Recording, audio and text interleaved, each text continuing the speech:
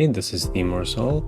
Today, in this speed build, I will be building a sewer type dungeon or underwater river type dungeon. Hard to say actually. As usually, I have no idea what I'm building before I start to build. I just have a general conception of what I want it to be. So in this case, I knew I wanted to do something underground. I knew that I want water. I wasn't sure if it would be a sewer, a dungeon, a forgotten prison, or anything like that. Guess that's how I roll. And let's just get into it. I'm using, as previously, some Forgotten Adventures assets, although I will be, for the core part, will be using also mostly Arkenforge assets. The first thing that I did is I made the background 4 layers with tile noise, with texture scale. 2 of them have a tile scroll, which means that 2 of them, the ones that are underneath the first layer above, have a slight movement, which gives me these nice interesting colors or around here. These colors are in some way, they are showing me where the underground river will flow. So instead of putting my tiles in the beginning, my floors, I started with this, with walls, which I'm setting down with the Polygon tool. Now I'm using the Polygon tool with the Forgotten Adventures assets, because these just fit perfectly together and it's such a breeze to build them. You just have one straight line and they're all set to go. Although look at this, it looks very random and very natural, so I don't have to worry about that at all, and I can focus on more important parts like the decorations and things like that. Now I decided to make a few different parts of this dungeon, meaning there will be basically 2 rivers or 2 drainage or whatever you want to call it in the sewer. Now, as previously said, I don't know why I decided that. I just figured, hey, this would be nice, and I thought to myself also, what I as a DM would like to have in this dungeon. I would like to have some interesting options for my players to move around. I wouldn't want it to simply be one room in next to an underground river. I don't think that would make too much sense. So I made it. So I made a few different rooms in few different places, with natural hazards all around. Now I'm using the Polygon tile tool to build up some preliminary shapes of the dungeon itself. It's sometimes very hard, let's say, to build a specific shape that you want with the Polygon tool. As you see right now, I don't know if I'm doing a correct line or not. If you mess up the points, they might just disappear if you just cross the points in a place that you shouldn't have. But I somehow managed, so the next thing will be setting up walls around it. Since this is a very unnatural place for the river to end, I decided to also add a whirlpool over there, so it will suck the water in. And again, as in the previous speed build, I'm setting the tiles so that they fit the grid that I have over here. Now, using the dungeon walls from Forgotten Adventures, it would be much easier to do it with Arkenforge tiles, to be honest. Arkenforge tiles are made for this grid, they're scaling perfectly, and so on and so on. The pre-made walls would probably be much more easy in here, but as mentioned in the earlier video also, the style that I'm using over here is connected with other maps that I'm building for this particular purpose. I decided that simply using these cavern walls, you would have to go also with the walls on the insides that would fit this tile perfectly. And also, as previously, this is a very time-consuming process. You have a small counter somewhere around there, I believe, that shows you how much time elapsed and how much time I spent on specific stuff. I believe that the walls and the floors took a good 1/3 of the whole time that I spent building this map. Notice that I'm not even near any decoration. I'm still using walls to build the general interior, and I'm still deleting stuff and putting stuff down and deleting it again. Well, that's what happens when you don't have a plan. Maybe I should have some plans for the next speed builds, but hey, this is part of the fun, to build something from the top of your head. So yeah, this is how it is. One thing that you might find interesting over here, if you look at the water down on the sides next to the walls, you'll notice specific shapes that are over there. These are, I believe, from Campaign Cartographer. They will work really well. I mean the lines that are underneath. I used 2 tiled assets with those lines, and they have a slightly different tile scroll speed, so they overlap in places and have a really great feel to them that they are actually moving. And as usually, I'm pondering about stuff I shouldn't, instead of building things from as I planned or as I not planned. I'm constantly shifting stuff around because it could look better in a different way. Oh, maybe I'll build a separate entrance over here. Maybe I'll build a secret entrance over there. Well, that's the way in which I build, I believe. Initially, as mentioned, this was meant to be a small dungeon. It came out to be a 50 grid, 50 squares wide and 50 squares high battle map, so pretty decent. I believe that that the players will spend some decent amount of time over here. There are some interesting natural environmental hazards that I haven't planned for this place. So yeah, that's I'm pretty satisfied with this one. I'm also using some temporary resolutions for stuff. So you saw before a second that I used a column to make things work. I will probably delete them later on. And also here, since I didn't want to fiddle too much with the straight lines, I just changed their shape overall. And in a second, I will just fix that using additional tiles. So right now you can see that I'm going down with the walls, and now I have a hole in the ground over here.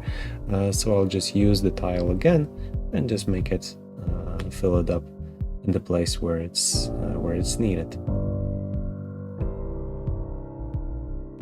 I believe that these are almost all the walls that I needed over here. Just last few shapes, last few looks, and obviously I missed something. Now, the thing that I will do, however, this time is I will copy all the walls, and I'm trying to not forget about locking my assets in place after I finish working with a specific type of asset. So after I work with the walls, I will lock the walls, although I also will copy them, and you will see that in a minute.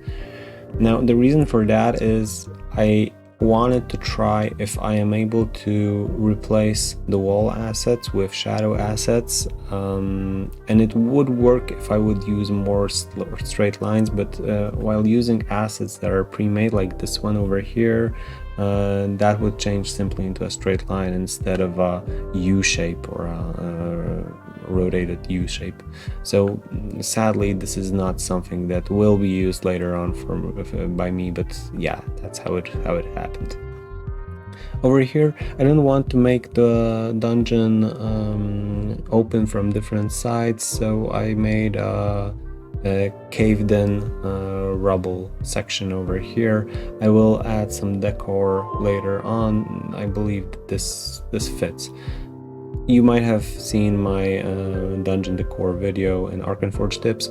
I always use a lot of rubble, a lot of overlays, puddles, things like that, to make the dungeon more plausible, or make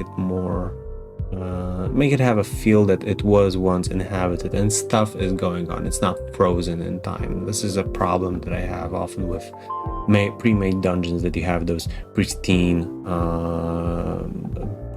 bookshelves and things like, and it looks like it hasn't been touched for 500 years, but there are books lying around, and there's ink quills and whatnot, and everything is in pristine condition. That's not something that I think is at all plausible.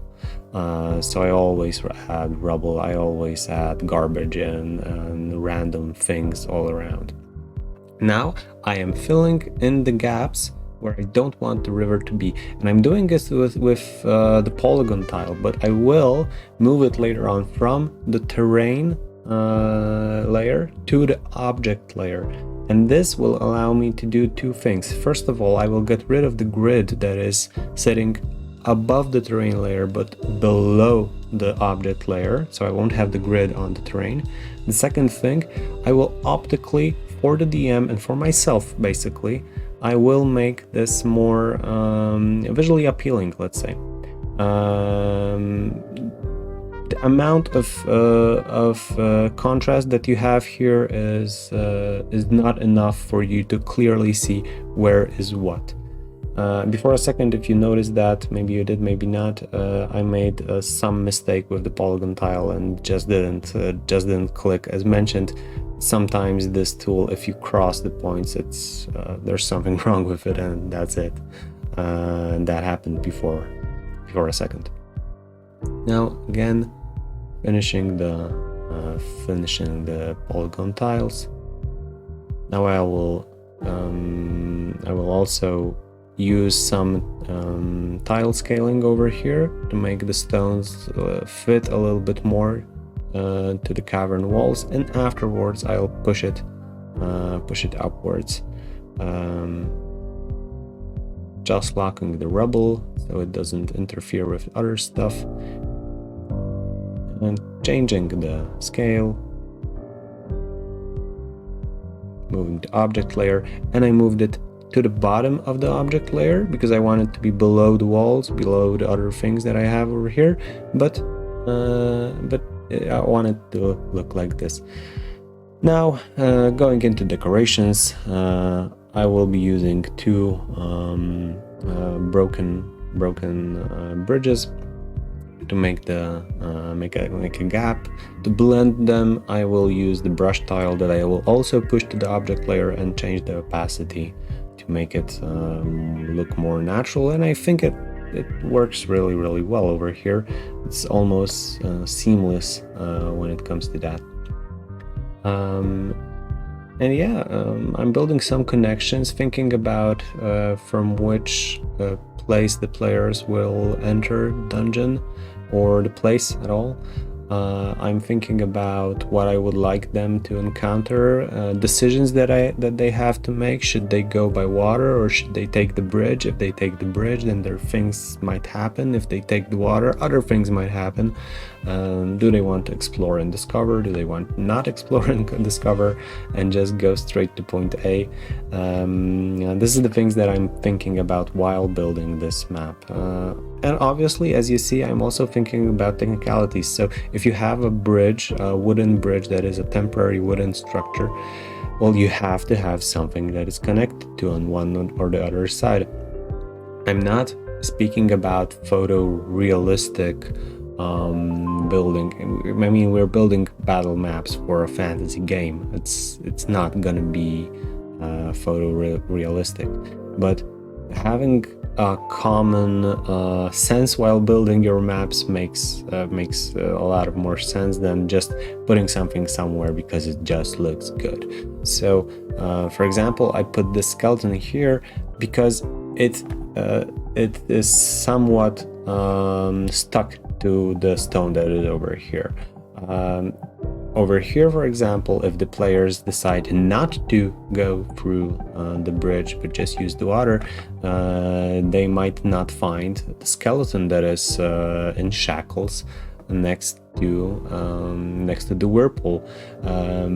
Now you can add some stuff to the skeleton. You can have the skeleton have an artifact or something like that. You can have him be have signs of torture, for example, and this brings the players to some conclusions. When I have an idea like this, I usually stick to it. So I'm quite stubborn. And here, for a second, I forgot about the scale. 1 square is 5 feet, so if the skeleton would be smaller, it would be a 4 feet skeleton. That didn't look the best. Now I locked every asset again. I'm using a lot of blood puddles all around, selecting them all, pushing them down, and adjusting some hue, opacity, saturation to make them look like greasy splatters.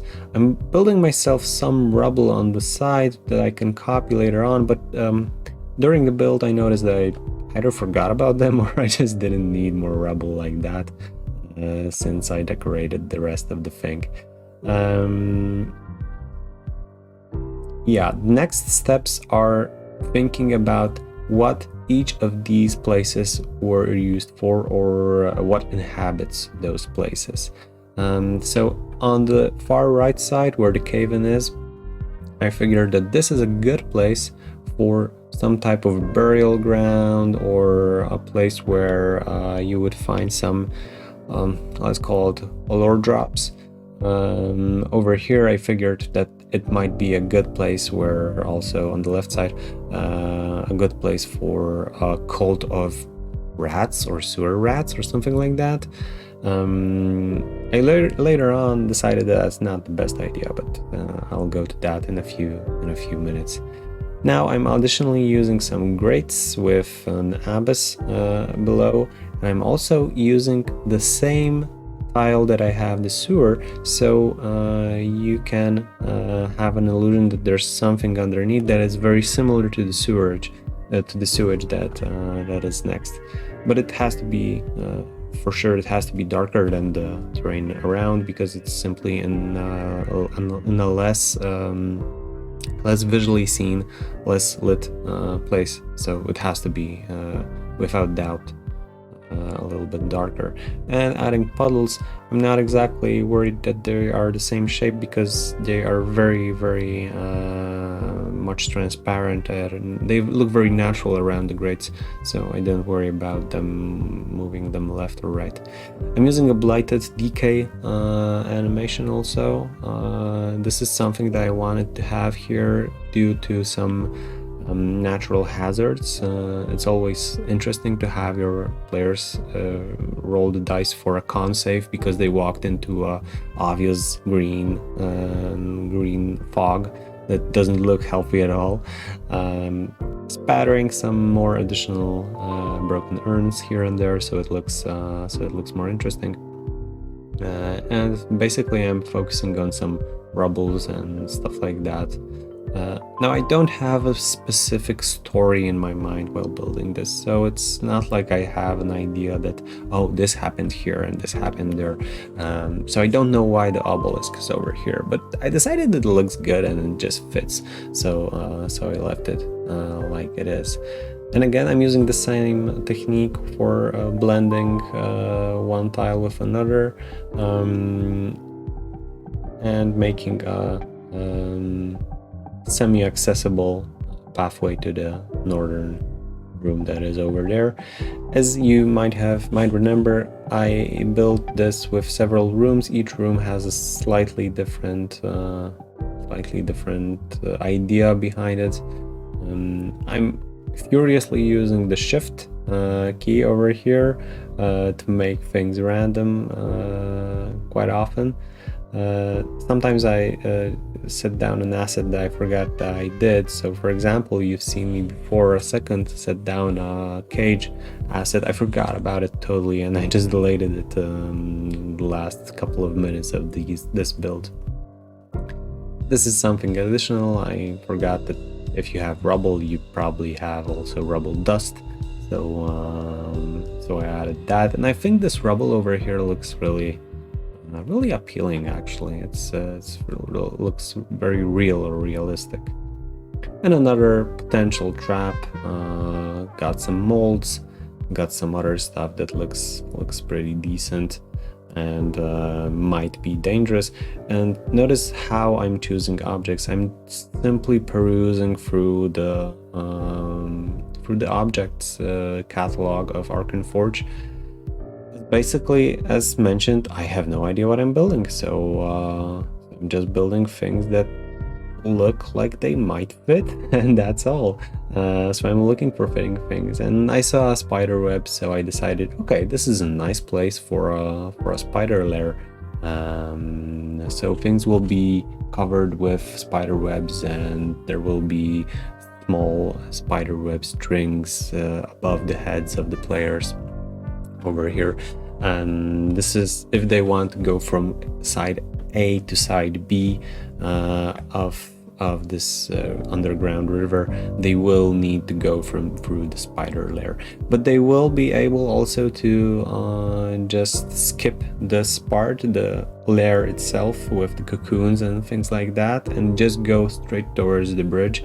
I don't like railroading my players, so I always leave such options open. It is obvious that players will go to the cocooned terrain and they will try to find something inside the cocoons, but hey, those are players and that's their decision and not the DMs, which I find much more suitable and interesting than forcing them to do anything like that.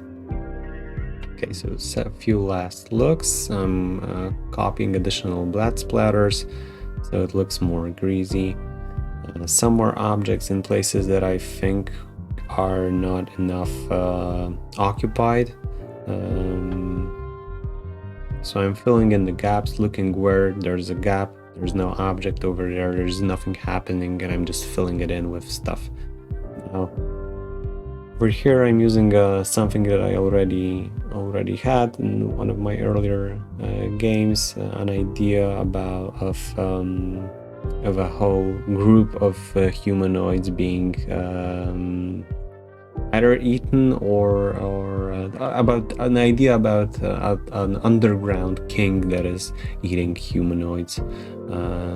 So he will have his throne in the last room over there. There's also a hermit hut over here, which you will notice in a few seconds. Now here I figured, hey, let's make this a burial ground, but a few minutes later I realized, why on earth should this be a burial ground? I mean, that does not make any technical sense for this to be a burial ground. Who would bring the bodies down here, and why would he bring the bodies down here? It's just doesn't add up. So I'm setting down assets, I'm deleting them, setting them down, deleting them, and so on and so on. I'm looking for a proper fit. And the fit is actually found. After a few minutes I realized that, hey, how about I use one of those rad new assets from the sci-fi assets. They have some brilliant alien xenobiology trees all around, and I decided this is a great place to have some corrupted plants, for example. Now my game is a D&D game, so this fits me and my needs a lot, since I can have some corrupted dryad, underground urban dryad or something like that, living in here using or the unnatural terrain or other things. Basically it's entirely up to the DM. Additionally, I'm using new tiles over here to make the floor more viney or covered in somewhat roots, let's call them. This is also something from the sci-fi assets section. On the left up there was this small hut where you can have the urban corrupted dryad or the range druid or whatever else you need. Now I am over 2 hours, the counter over there, I'm over 2 hours into the build, and things start looking pretty decent. There are places that are still open and left alone, for which I don't have much of an idea, but those are basically 2 places only. Using the moss, I'm just making some more specks of stuff that would look decent, some more rocks here and there, some more plants, and the idea that I have for this corridor or this part is something like a guardian of this place. So I'm using crystals as an offspring, basically, or as an effect of a golem that is here, a crystal like golem, which I will use in a second or two. There will be a statue of a golem that has multiple colors and is glowing like a crystal itself, and is the guardian of the next room. Now you can go next to the guardian and defeat him, or you can take the river and skip all this part, but you won't get rewards. Well, that's entirely up to them what the reward will be, but yeah. To do the golem in a multicolor way, I'm using the chroma key. I'm using 3 of the same assets that you see here, and one is green, one is orange, and one is brownish. And using different chroma keys, I'm just going up and down with the level, setting the light for one of them, and checking if that's okay, and the crystals will be directly connected with the golem itself, and hence I'm moving the crystals more towards him, so it's so the connection is more obvious or more immediate. There's no dungeon without some crates and some loot. I mean, this probably could skip this, but it's an easy way out to use crates like this. I'm doing some additional scratches on the tiles over here. You probably haven't noticed that, but there's an overlay on the tiles right now that make them look a little bit more scratched or simply different. And I'm additionally using one small goblin bed, and I'm building a small camp over here, again to build a potential for a lore drop. You can have an NPC over there that tells the players what's going on, or you can just have it open like it is, and that's it. I do like myself some traps, so I built also a trap over here. It's not exactly a trap, it's a visually seen something. It's something that is visually clearly seen, so it's hard to tell that it's a trap. Floor full of spikes, and I'm going to use the wall edge.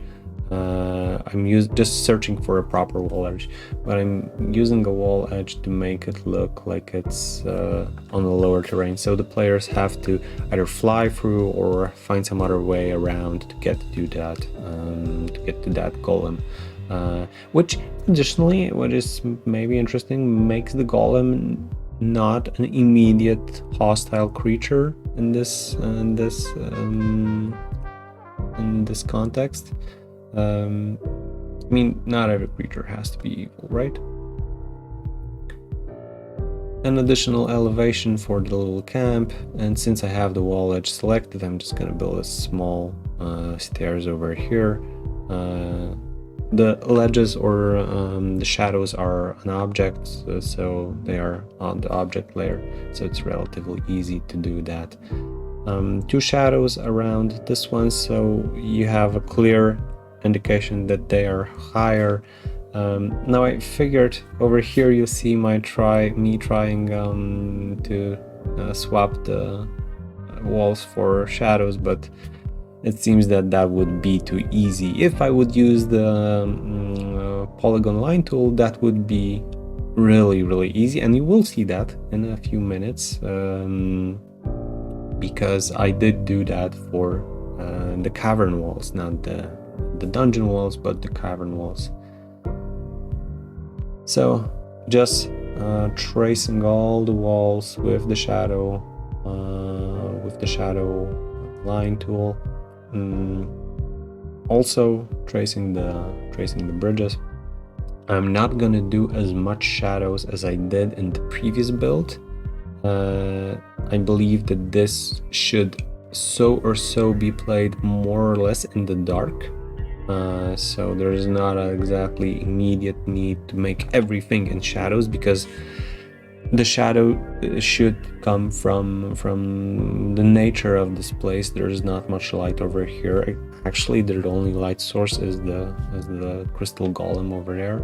Now I selected all the shadow lines and I made them more thick, so they have a clear sense. And I am adding some shadows in some places, but it's not like I'm very careful about it, or that each asset has to have a shadow right now.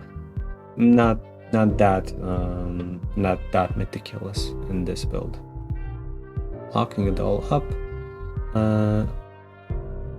and fixing some issues basically right now, some stuff that occurred while building it. Sometimes shadows can be tricky. They can cast a shadow that is too much simply for the assets that you have. So yeah, there's a lot of fixing with it. Usually I'm just using a few corner shadows also, since as mentioned there's not much light here, so basically everything should be in the shadow-esque form.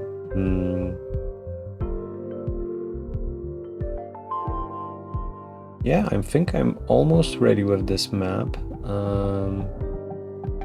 Decided this is the part from which the players will be introduced to the map.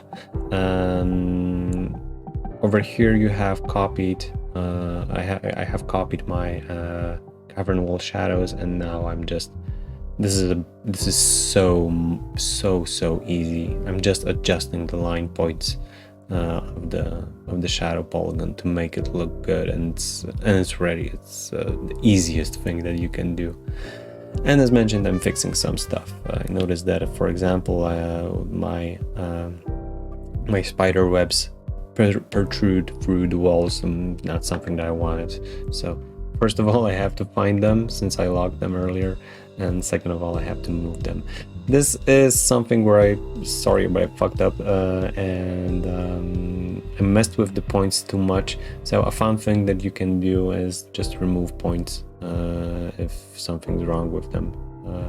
And since this is not a place where players will see, you just can make the shadow go into the wall, let's say, or into a place that is not visible for the players. It will be visible for you, but yeah, that's something that happens sometimes. And the last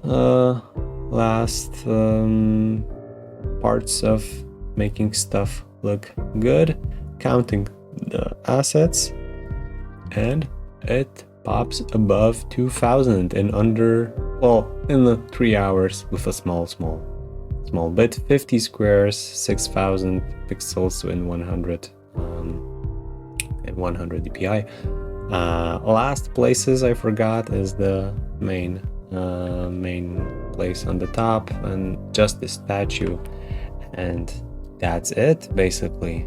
And yeah, hope to see you around.